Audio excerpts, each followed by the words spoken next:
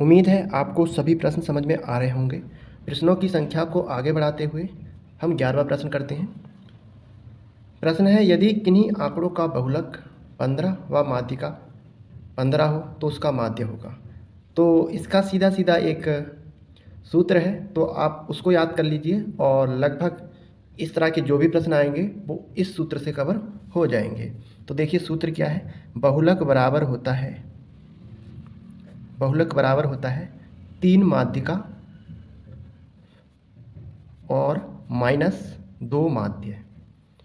अब यहाँ पर हमें क्वेश्चन में क्या दिया है, बहुलक दे रखा है तो बहुलक की जगह में बहुलक रख देंगे और माध्यिका 15 दे रखी है, उसके अलावा माध्य निकालना है। पहली बात तो जो जो मान दिए हैं हम वो मान रख लेते हैं। तो हमें बहुलक 15 दिया है तो 15 आ गया, माध्यिका दिया है तो 3 ब्रैकेट में 15 माध्यिका का मान रख दिया -2 माध्य।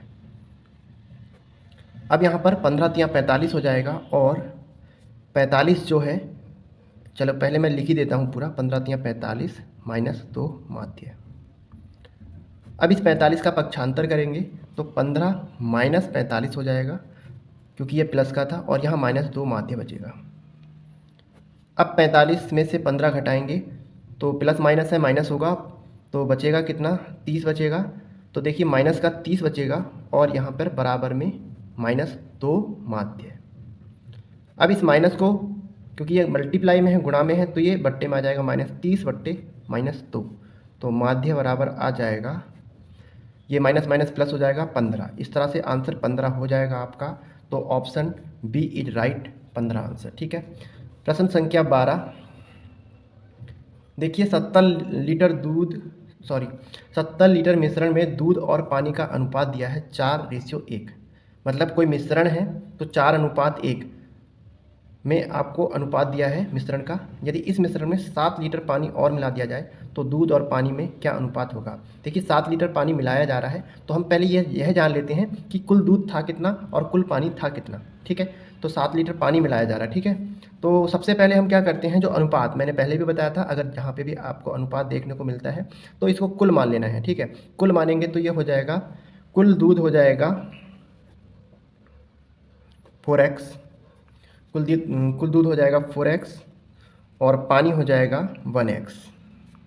अब देखो टोटल मिश्रण दे रखा है, इनको मिला के कितना बना है, 4x + 1x = 70 लीटर। अब ये जुड़ सकता है तो 5x हो जाएगा और ये 70 आ जाएगा। तो x का मान कितना आ जाएगा, 70/5। तो 14 पंजे 70 होता है, बाकी नॉर्मली काटोगे तो 5 एकम 5 और 2 बचेगा, 5 चौको 20। तो x का मान 14 आ गया। अब इसका मतलब हुआ जो कुल दूध है यहाँ पर 4 की गुणा 14 से करेंगे तो 56 और x 1 की गुणा 14 से करेंगे 14। तो 56 लीटर दूध है और 14 लीटर पानी है। अब कितना मिलाना है पानी ये देख लीजिए। तो 7 लीटर पानी मिलाना है तो इसमें 7 लीटर ऐड कर दीजिए और ये आ जाएगा 21। अब पूछा है जो नया अनुपात होगा दूध और पानी का वो कितना होगा। तो ये देखिए 21 आ गया। हमने दूध में कुछ नहीं मिलाया है तो ये वाला तो दूध तो यही रहेगा। तो नया अनुपात जो बनेगा 56:21। अब इसको काट लीजिए, 7 × 8 = 56 और 7 × 21। तो 7 × 8 = 56, 7 × 21, 8:3 हो गया आंसर। तो ये ऑप्शन आपका बी रहेगा, बी उत्तर सही हो जाएगा। अब प्रश्न संख्या 13 प्रश्न संख्या 13 देखिए, 10 वस्तुओं का क्रय मूल्य 9 वस्तुओं के विक्रय मूल्य के बराबर है तो लाभ प्रतिशत ज्ञात कीजिए। 10 वस्तु दे रखी है और विक्रय मूल्य दे रखा है। ठीक है, तो यहाँ पर आप लाभ हो जाएगा, लाभ निकलेगा 10 - 9, 10 - 9, 10 वस्तुओं का क्रय मूल्य में से 9 वस्तुओं का विक्रय मूल्य घटा देंगे तो एक लाभ हो जाएगा हमारे पास। अब हमें लाभ प्रतिशत ज्ञात करना है। तो देखिए लाभ प्रतिशत ज्ञात करने के लिए 1/, अब यहाँ पर हम क्या लेंगे, 10 वस्तुओं का क्रय मूल्य 9 वस्तुओं के क्रय मूल्य के बराबर है। तो यहाँ पर हम इस बार क्रय मूल्य ये वाला ना लेंगे, ये वाला लेंगे, तो गुणा 100। अब 9 का भाग 100 में दे दीजिए, कितनी बार जाता है, तो 9 का भाग 100 में दे देंगे तो 9 एकम 9, 1 बचेगा 10, फिर 9 एकम 9, फिर बचेगा 1, तो 11 सही 1/9, ये इसका सही उत्तर हो जाएगा। प्रश्न 13, प्रश्न 14 देखिए। कक्षा में लड़कों की संख्या लड़कियों की संख्या की 4 गुनी है, निम्न में से कौन सी संख्या कक्षा में विद्यार्थियों की कुल संख्या नहीं हो सकती? तो ना तो यहाँ पे लड़कों की संख्या दी गई है, ना ही यहाँ पर लड़कियों की संख्या दी गई है, लेकिन हमें ये पता है कि लड़कियों की संख्या 4 गुनी है। तो मान लीजिए लड़कों की संख्या x है, तो लड़कों की संख्या, ये आपको एग्जाम में 1 मिनट में प्रश्न करने हैं, तो ये आपको डिटेल लिखने की ज़रूरत नहीं है, आपको समझाने के लिए लिखा जा रहा है ताकि कोई पीडीएफ भी देखे तो उसको समझ में आ जाए। तो लड़कों की संख्या है x, तो लड़कियों की संख्या कितनी हो जाएगी? लड़कियों की संख्या तो ये हो जाएगी 4x, क्योंकि 4 गुनी है। अब कुल संख्या कितनी हो जाएगी? तो x प्लस 4x करेंगे, कुल संख्या देखिए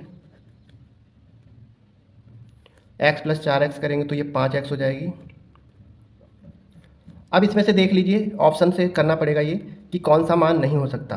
अब यहाँ 5x बराबर 40 रखोगे तो हो सकता है कि 40, 5 अट्ठे 40, ये हो सकता है, पॉसिबल है, ठीक है। अब यहाँ पर 5x बराबर 45 रखोगे तो ये भी पॉसिबल है, 5 × 45, और इसी तरह 42 रखोगे तो 5x बराबर 42, तो x बराबर 42/5, तो ये पूरा पूरा नहीं जाएगा। अब लड़का या लड़की हो, आधा तो नहीं हो सकता, ये 8 पॉइंट में आ रहा है इसलिए ये नहीं होगा, जबकि जो डी वाला ऑप्शन है वो हो जाएगा। 5x बराबर 50 है, तो x 50/5, 5 × 50, तो लड़कों की संख्या 8 हो सकती है, 9 हो सकती है, 10 हो सकती है, लेकिन ये 42 जो है पॉइंट में आ रहा है, ठीक है, तो ये नहीं होगा। तो आपको सही उत्तर मिल जाएगा ऑप्शन बी। अब देखिए प्रश्न संख्या, ये बहुत आसान प्रश्न है। 3 दिनों का कितना प्रतिशत 18 घंटे होगा? कितना प्रतिशत कहा है, ये कितना प्रतिशत हमें नहीं पता है, ठीक है, और उत्तर हमें पता है 18 घंटे, ठीक। तो 3 दिन, हम 3 दिन को कन्वर्ट कर देंगे घंटों में, तो 3 दिन का मतलब हो गया 1 दिन में 24 घंटे, तो 3 दिन में 72 घंटे, 72 घंटे हो गए। 72 का कितना प्रतिशत हमें नहीं पता प्रतिशत, ठीक है, तो यहाँ पे 72% को छोड़ दो। हाँ, आंसर पता है 18, ठीक हो गया। अब प्रतिशत का मतलब हो गया 72 गुणा x/100 बराबर 18। अब इस 100 को उधर ले जाएंगे तो 18 गुणा 100 और बट्टे में आ जाएगा 72। क्यों? क्योंकि ये तो बट्टे में था तो गुणा में गया, ये गुणा में है तो नीचे। 18 चौको 72 और 4 का भाग 100 में देंगे तो 25 बार जाएगा, क्योंकि 25 चौका 100 होता है, 25 हो जाएगा। इसका मतलब सी ऑप्शन राइट हो जाएगा आपका 25। फिर देखिए 16वां प्रश्न और भी आसान है। 11 से 50 तक ऐसी कितनी संख्याएं हैं जो 5 से पूरी तरह विभाजित हो जाती हैं और उस संख्याओं के दोनों अंकों का योग भी 5 हो? तो देखिए 11 से लिया है, तो 11 से 50 तक, यहाँ पे भी समझने की चीज़ है, ये 50 तक जब कहेगा तो 50 को लेना है, और अगर वो कहेगा 11 से 50 के बीच तो 11 को भी नहीं लेना है, 50 को भी नहीं लेना है, तो यहाँ पर भी समझने की ज़रूरत है, ठीक है। तक की बात की है तो 50 को लेना है, तो हम 5 से विभाजित करने वाली संख्याओं की बात कर रहे हैं, और उनका अंकों का योग भी कितना होना चाहिए? 5 ही होना चाहिए। अगर हम देखिए 11 के बाद क्या आता है? 15 आता है, जो 5 से विभाजित है। अगर इनके अंकों को जोड़ेंगे तो कितना हो रहा है? 6, तो ये तो नहीं होगी। इसी तरह 20 ले लो, 25 ले लो, 30, 35, कोई भी नहीं हो रही है, लगभग सीधे जाके 50 हो रही है। तो 50 में देखो 5 + 0 करोगे तो 5 ही आ रहा है। इसका मतलब कितनी संख्याएं हैं? एक संख्या है, तो ऑप्शन बी इज राइट हो जाएगा। प्रश्न संख्या 17 देखिए, 10 सेंटीमीटर वर्षा होने पर 1 हेक्टेयर भूमि पर पड़े पानी का आयतन होगा। तो आयतन देखिए, 1 हेक्टेयर का आपको पता होना चाहिए क्या होता है। 1 हेक्टेयर मतलब जो 1 हेक्टेयर होता है वो 1000 वर्ग मीटर की बात करते हैं। 1000 वर्ग मीटर होता है भूमि, ठीक है। इसका मतलब हुआ जो उसकी लंबाई चौड़ाई है वो इस तरीके से मान सकते हो, जो उसका वर्ग बनेगा वो 100 × 100 का बनेगा। ये भी 100 है, ये भी 100 है, इस तरीके से, ठीक है। तो ये इसकी लंबाई हो गई, ये चौड़ाई हो गई, तो ये आपका 1 हेक्टेयर होता है। अब देखिए 10 सेंटीमीटर वर्षा वाली बात कर रहा है, तो मतलब ये खेत है और इसमें 10 सेंटीमीटर वर्षा हो गई, तो मतलब ऊंचाई भी मिल गई आपको। अब इसमें ऊंचाई मिल गई। अब आयतन की बात कर रहा है, अगर ये मान लो ये घनाभ है तो घनाभ का आयतन क्या होता है? क्योंकि अब ऊंचाई है तो ये घनाभ का आयतन होता है L × B × H, L × B × H, लंबाई गुणा चौड़ाई गुणा ऊंचाई, ठीक है, H।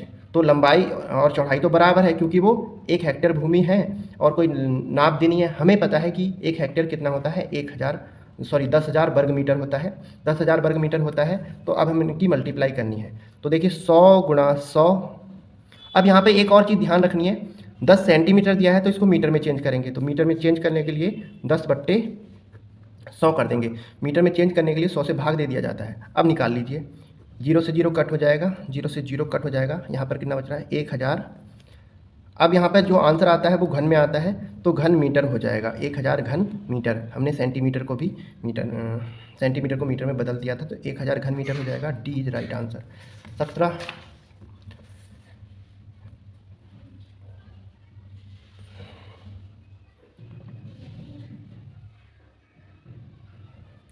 चलिए देखिए 18वां प्रश्न।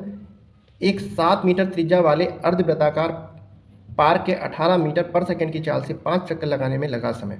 तो यहाँ पर आपको क्वेश्चन समझना पड़ेगा। पहले तो दिया है अर्धवृत्ताकार, अर्धवृत्ताकार बना लीजिए पहले।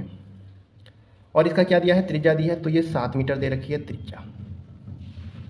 अब इसमें 18 मीटर प्रति सेकंड की चाल से 5 चक्कर लगाए जा रहे हैं, इसके 5 चक्कर लगाए जा रहे हैं।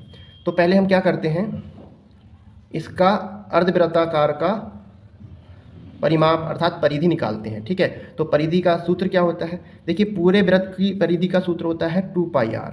अगर आधे की बात करेंगे तो आधे का होगा अपॉन में 2, तो ये 2 से 2 कट जाएगा, सिर्फ πr बचेगा। अगर खाली परिधि की बात करें तो πr आ जाएगा, लेकिन परिधि के साथ हमारे ये भी लंबाई जुड़ेगी। ये 7 है तो ये भी 7 होगी, व्यास भी जुड़ेगा। ठीक है, क्योंकि वो इस पूरे के राउंड लगा रहा है। तो क्या होगा? πr। तो πr निकालेंगे तो हमारे पास पाई कितना है? 22/7। और r देखिए, r तो गिवन है 7, तो ये 7 हो जाएगा। 7 से 7 कटेगा, खाली 22 बचेगा। अब 22 कितने चक्कर लगा रहा है? 22 गुणा, अच्छा एक बार और इसको इस वाली नाप को भी ले लेते हैं। तो 22 और 7 टोटल हो गया 29। इतनी नाप 22 आई और ये 7 नहीं आएगा, सॉरी 7 को और ये वाली नाप लेंगे तो 14 और ऐड करेंगे, तो प्लस 7 और करिए, तो 22 और 7 7 14, 7 7 14, 14 और 22 कितना हो जाएगा?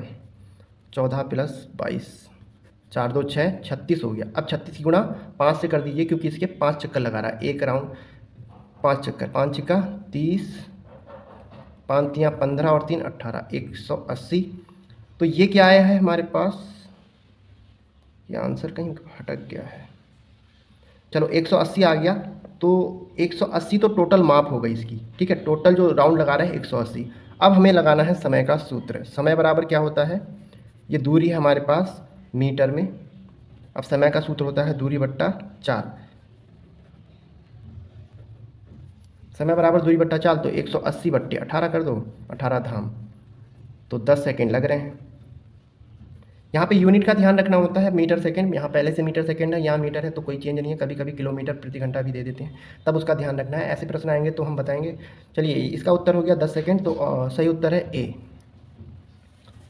फिर 19वां प्रश्न है, प्रथम 4 अभाज्य संख्याओं का योग। अभाज्य संख्याएं वह संख्याएं होती हैं जिनका किसी से भाग नहीं जाता, एक को छोड़कर। ठीक है, तो प्रथम 4, तो पहली अभाज्य संख्या हो जाएगी 2। देखिए ये एक सम संख्या है, तो आप ये नहीं समझिएगा कि ये भाज्य संख्या हो जाएगी। ये अभाज्य संख्या में गिनी जाती है इसकी। 2 के बाद आती है 3, 3 के बाद 5 और 5 के बाद आती है 7।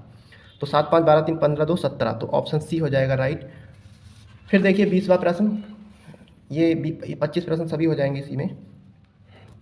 2 संख्याओं का योगफल 32 है, यदि उनमें से यदि एक संख्या -40 है तो दूसरी संख्या। 2 संख्याओं का योगफल दे रखा है, तो 2 संख्याएं मान लेते हैं। पहली संख्या x है, दूसरी संख्या y है, तो x + y = हो जाएगा 32। उनमें से यदि एक संख्या -40 हो, अब इसमें से अगर एक -40 मान लेते हैं तो x को मान लेते हैं -40 + y = 32, तो y बराबर कितना हो जाएगा? इसका पक्षांतर कर दीजिए, 32 + 40। बहुत आसान क्वेश्चन है ये। 2 और 4 3 7 72, ये तो सभी कर लेंगे।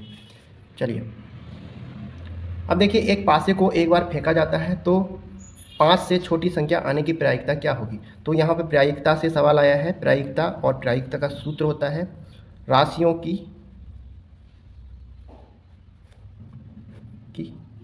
अनुकूल संख्या।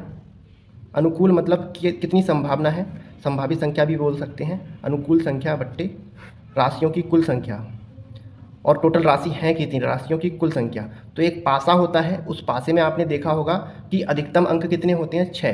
तो राशियों की कुल संख्या तो 6 हो जाएगी। ठीक है, अब कह रहा है 5 से छोटी संख्या आने की। 5 से छोटी संख्या आने की प्रायिकता क्या हो सकती है, 5 से कम क्या आएंगे, 4 तक आएंगे, तो 4/6 हो जाएगा।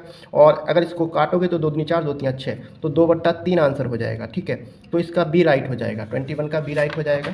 अब देखिए 22, कितने समय में कोई धनराशि साधारण ब्याज की 5% वार्षिक दर से स्वयं से 3 गुने के बराबर हो जाएगी। देखिए यहाँ जब भी स्वयं से आएगा तो इसके लिए भी एक सूत्र है, आपको ये याद रखना है। और ये आता है, ये 100% है, हर साल आता है। ठीक है, तो इसका सूत्र क्या है, समय बराबर n-1/t इंटू, नहीं r है यहाँ पर, तो r रखेंगे। अगर यहाँ पर r नहीं होता तो समय हो सकता था, एक ही चीज़ लगती है, सूत्र लगता है, स्वयं से याद रखना है। ठीक है, तो n कितना है, ये n का मतलब है जितनी बार दुगना, कभी यहाँ दुगना होता है, कभी 3 गुना, कभी 5 गुना, कभी 6 गुना, तो जितना भी गुना होगा उसको यहाँ रखना है, n-3 - 1। r कितनी है, 15 गुणा 100। अब इसको सॉल्व कर लीजिए तो 2/15 गुणा 100। ठीक है, अब यहाँ पर 3 पंजे 15, नहीं सॉरी 5 तियां 15, 5 दूनी 10, 20 दूनी 40, तो 3 का भाग 40 में दे दीजिए। 3 एकम 3, 1 बचेगा 10, 3 तियां 9, 1 बचेगा 13 सही 1/3 आ रहा है। तो 13 सही 1/3। यहाँ देखिए ऑप्शन ये थोड़ा गलत हो गया है, 13 सही 1/3 वर्ष, ये ठीक होगा। यहाँ भी ये थोड़ा सा गलत हो रहा है, 13 सही 1/3 वर्ष होगा। ये ऑप्शन में थोड़ा सा एरर हो चुका है, आई थिंक ये 2/3 था। तो अब 13 सही 1/3, सी ऑप्शन राइट हो जाएगा, इसका ध्यान रखिएगा। प्रश्न संख्या 23, 2 नल एक टंकी को क्रमशः को है यहाँ पर को क्रमशः 2 और 4 घंटों में अलग अलग भर सकते हैं। यदि दोनों नल एक साथ खोल दिए जाएं तो टंकी कितने मिनट में भर जाएगी। तो इस प्रश्न को करने के लिए देखो, दोनों नल जो है एक साथ खोल दिए जा रहे हैं, तो मान लेते हैं, माना दोनों नल टंकी को भरने में समय लेते हैं। अब हमें नहीं पता कितने लेते हैं, इसलिए हम इसको x मान लेते हैं, कुल समय जो लेते हैं x लेते हैं, कुल समय मान लीजिए। तो 1 घंटे में कितना भरा जाएगा, तो 1 घंटे में समय लेते हैं, 1 घंटे में भर सकते हैं, भरा सकते हैं, 1 घंटे में कितना भर सकते हैं, इसका 1 भाग। ठीक है, 1 भाग मतलब टोटल x ऊपर 1, तो 1/x। ठीक इसी तरह पहली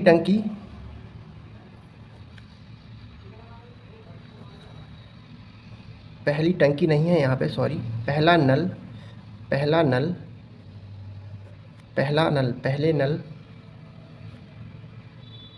की क्षमता है, पहले नल की क्षमता है 2 घंटे में भरने की। तो वो 1 घंटे में कितना भर सकता है, घंटे में कितना भर सकता है, 1 घंटे में कितना भर सकता है, तो यहाँ 1/2 आ जाएगा ये। ठीक है, ठीक इसी तरह दूसरे नल की क्षमता है, दूसरे नल की क्षमता है 4 घंटे में भर सकता है, तो 1 घंटे में वो भी कितना भर सकता है, तो ये भर सकता है 1/4। इसकी मैं आपको शॉर्ट ट्रिक भी बताऊंगा, बहुत आसानी से हो जाएगा। ठीक है, ये अभी लंबा हो जा रहा है क्योंकि है ही लंबा। चलिए अब देखो, कुल समय दोनों द्वारा लिया जा रहा है, दोनों को अगर एक साथ चला दिया जाए तो क्या होगा।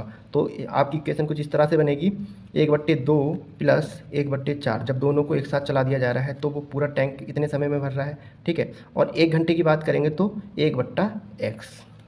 ठीक हो गया। अब इसको सॉल्व करेंगे तो ये आएगा आपका लॉसो आएगा 4, और फिर 2 दूनी 4, 2 बार जाएगा, और 2 एकम 2 प्लस 4 का भाग 4 बार, 4 एकम 4, ये आ जाएगा 1/x। तो यहाँ 3/4 और 1/x, इस तरह से ये क्रॉस मल्टीप्लिकेशन हो जाएगी और आ जाएगा 3x बराबर 4 एकम 4, 3 की गुणा x से हो जाएगी, 4 की 4, और x बराबर आ जाएगा 4/3। तो ये 4/3 घंटे समय लेती है, लेकिन क्वेश्चन में हमें मिनट में आंसर पूछा है तो हम मिनट में कन्वर्ट करेंगे। 4/3 गुणा 60, तो 30 दूनी 60, इस तरह 20 चौको 80 मिनट। इसमें आपको ऑप्शन नहीं मिला है, तो आंसर है इसका 80 मिनट। ठीक है, PDF में देखोगे तो ये मिल जाएगा आपको, और इसके बाद अगर आप इसे शॉर्टकट तरीके से करना चाहते हैं तो देखिए, ये जो आपका टाइम है इसको x और y मान लेते हैं, ठीक है। तो ये एक बार इसको x इंटू वाई करना है और अपॉन में x प्लस वाई करना है। तो ये हो जाएगा 2 गुणा 4 और 2 प्लस 4, तो 4 दूनी 8 और 4 दो 6, इसे काटोगे 2 चौको 8, 2 3 6, तो डायरेक्टली आ जाएगा 4/3 और इसको 60 से मल्टीप्लाई करोगे, 60 से मल्टीप्लाई करोगे तब भी आ जाएगा, ठीक है। 30 दूनी 60, 20 चौको 80। तो ये रहा आपका डायरेक्ट शॉर्टकट तरीका था।